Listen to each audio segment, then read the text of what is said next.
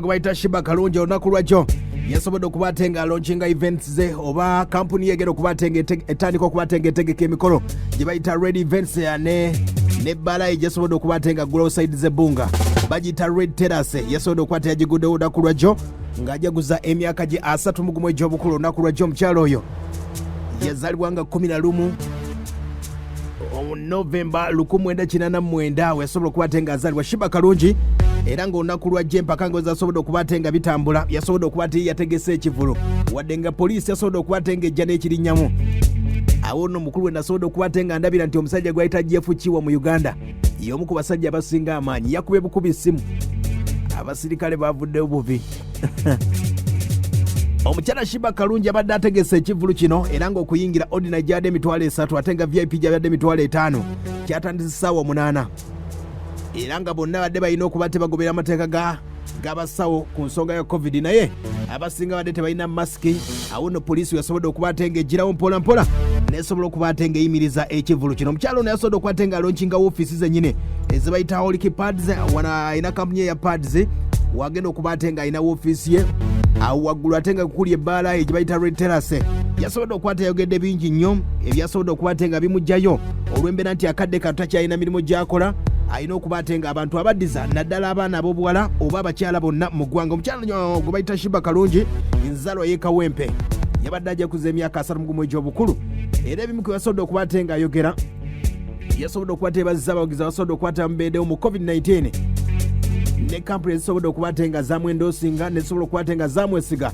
okubatenga atambuza emirimu gyabwe egy'enjawulo naddala amakampuni g'amasimu ne kampuni endala yonna zisobodde okubatenga azebaza omukyalo gwe bayita Sheebah Kalungi yabadde alonkinga yagambye bw'ati omukyala Sheebah Kalungi embeera nga wesobodde okuba atenga etambula leero launchinga Pads offices ziri bbunga everybody azze leero muzirabe weziri wewali stock wewali offices wewali everything oyagala tuwagira bwoba olinayo abaana babonaabona eyo balina abawa jangu twogere tulabe engeri y'okukubiriza oba tunoonya asobola okukubiriza. Then today I'm also officially opening up Red Events and Red Terrace. Njagala nnyo ssanyusa abantu naye simanyi bwabasinga mukimanyi ndi entertainer mu bulamu bwa bulijjo naye njagala okusanyusa abantu mu bulamu obwa bulijjo obwewaka. So that's why I came up with the Red Events. Nenda kwambulanga parties, olinayo ka birthday, olinayo ka embaga, actually njagala yo Sheebah Holiki, oyagala nnyo Sheebah ng'olinayo embaga, tukubire Red Events. Kati njagala kutandika bategekera mikolo mu ngeri yange, kuba njagala nnyo ssanyusa abantu. That's why you hear Red Events. Then tulina ne Red Terrace. It's a bar, osobola okuyitawo anytime, paka ku cafe times. Paka tuweba n'atamuka. But for now, oyitawo waliwo service ennungi, waliwo emmere, waliwo bikimu and privacy. Nali njagala nnyo nange ekifo ky'enyinza okugendamu nga tewali bantu bambeerako nange nnyumirwe.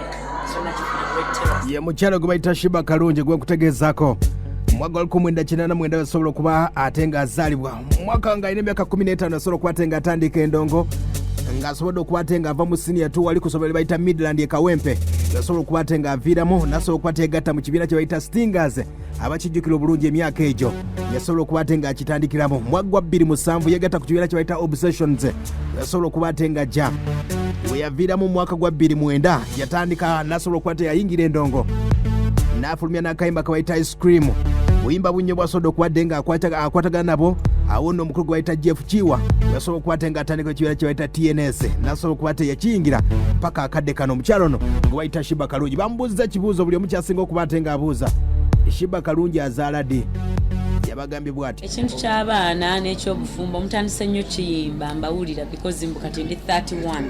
Let me make it straight. I don't know if mwamanyira abantu abafumbira ku 15 ne bazaala ku 17 muyina muganda wange ekyo yakikola nesibwe bulamu nze bwe njagala olivingamu and bw'oba okyuzinza okuzaala it's okay bannanga ate munteeka ku pressure kuzaala nga sinatuuka kuzaala tekyetaagisa nange nasazeewo nsooke business mukama wanaasalawo omwana agenda kujja mu time y'omwana ng'alina okukola ki okujja simweba katonda nange sinze katonda so ekyo kyo tekiri mu mikono gyange ate tekiri mu mikono gyammwe tukireke aya basi embeera bwesobodde okuba ate ng'etambula Sheebah Kalungi awo no ng'ategeeza nga bigenda okuba ate nga bitambula alina bizinesi 3 mu kifo kimu ayinawo kirabu waggulu ate ayinawo edduuka eritunda pads, ayinawo ne kampuni ey'emikolo, ayina sound disco sound ye Sheebah Kalungi. Terrace ziri waggulu, wansi we wali business. Emisana business etandikira ddala ku ssaawa emu paka 12 baba gaddewo. Ate ku bbaala tewali akeera mu bbaala ssaawa 2 okujjako nga takola ng'obulamu bwe bwebwo, but abantu abasinga balina obuvunaanyizibwa ate nze bendeeta wano tebagenda keera mu bbaala. So terrace is a night thing, it's an evening thing. Omuntu ng'avudde kukola najja nakola ki n'atulakaawo n'anyumirwamu n'abantu be. Then the business offices are open. Era toyinza kujja wano misana n'owulirawo yadde endongo tewali ebeera business. Aya basi omukyala gwe bayita Sheebah Kalungi wesobodde okuba ate nga atambuza ensonga zonna naye nga wadde pata yabadde eggwera mpola mpola babbye memory card okwabadde ebifaananyi byonna ebya pati baalajanye bwe bati tutte memory olabika otutte wallet nga tomanyi nti mulimu memory card. Memory card eriko ebifaananyi byonna ey'omukolo guno.